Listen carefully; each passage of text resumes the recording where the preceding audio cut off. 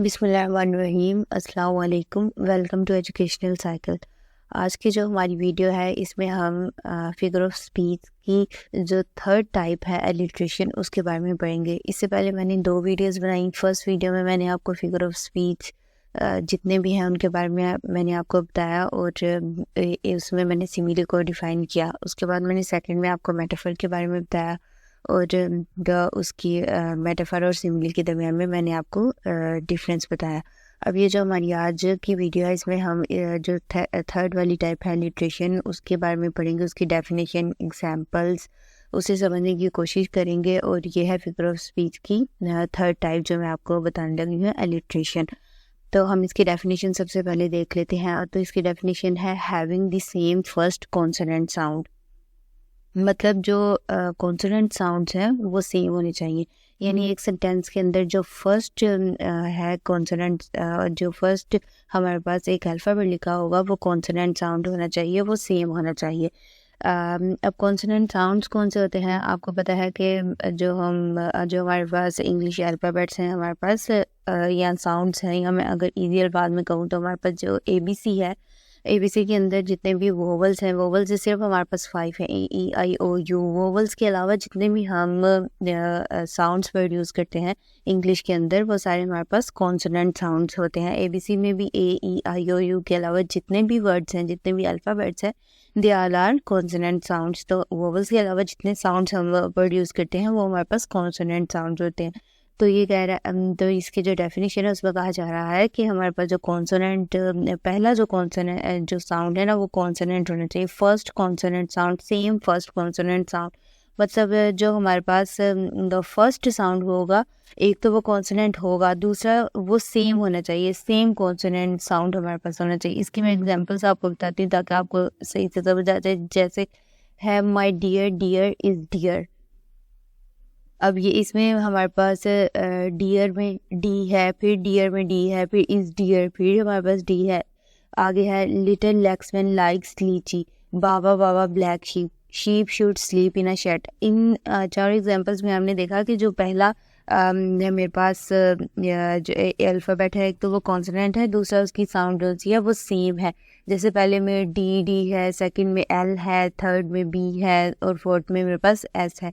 तो ये जो है ये सारे सेम साउंड को प्रोड्यूस कर रहे हैं, इसे हम एलिट्रेशन कहते हैं। जब हमारे पास कॉन्सोनेंट साउंड हो और वो सेम हो तो वो हमारे पास एलिट्रेशन होती है। मतलब एक सेंटेंस के अंदर हमारे पास जो होने चाहिए या जो हमारे पास साउंड्स प्रोड्यूस होने चाहिए वो कॉन्सोनेंट होने चाहिए। सेकेंडली कि वो सेम होने चाहिए, सेम कॉन्सोनेंट साउंड्स को हमें इसमें प्रोड्यूस करना होता है, फिर ही हमारे पास वो एलिट्रेशन होता है। Alliteration is use to create a poetic element when writing. Alliteration जो सा होता है जब हम लिखते हैं तो ये पोइटिक एलिमेंट को राइटिंग के अंदर प्रोड्यूस, उसे क्रिएट करने के लिए इस्तेमाल होती है। ये जो टेक्निक है या फिर ये जो एलिमेंट है ये हमारे पास पोइटिक एलिमेंट को राइटिंग के अंदर क्रिएट करने के लिए यूज़ होता है। और आप देखें, जब मैंने पढ़ा my dear, dear is dear, little Laxman likes lychee, baba baba black sheep, sheep should sleep in a shed. ये जितनी भी मैंने पढ़ी हैं यहाँ एग्जाम्पल्स, आपने देखा कि इसमें थोड़ा सा अपना पोइटिक इफेक्ट पैदा हो रहा है, पोइटिक एलिमेंट इसमें आपको लग रहा है। तो ये जो लिटरेशन है ये हमारे पास पोइटिक एलिमेंट को क्रिएट करने के लिए ये यूज़ होती है। Tongue twisters are among the most enjoyable usages of alliteration and easiest way of practice and understand what alliteration is.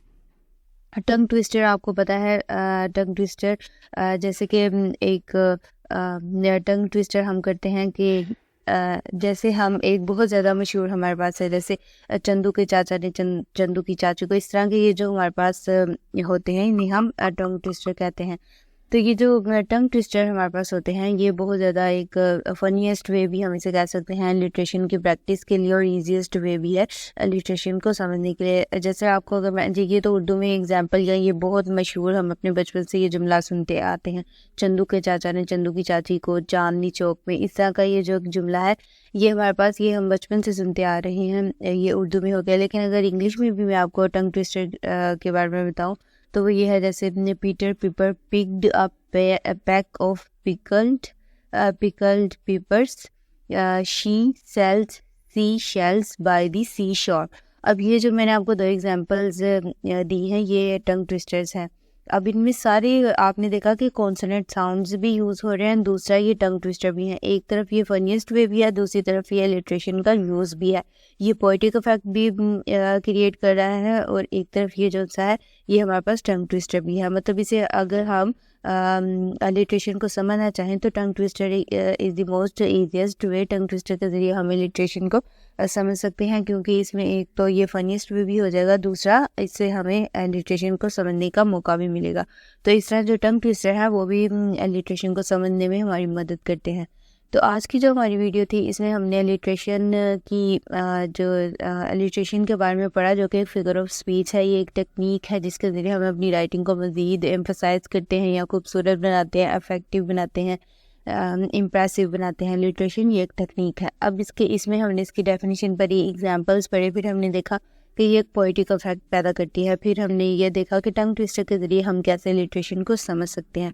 तो आई होप कि आज की जो वीडियो में हमने पढ़ा वो आपको समझ आई होगी। और अगर आपको मेरी इस वीडियो की समझ आई है तो प्लीज़ मेरे चैनल को सब्सक्राइब करें, कमेंट्स करें, लाइक करें, शेयर करें।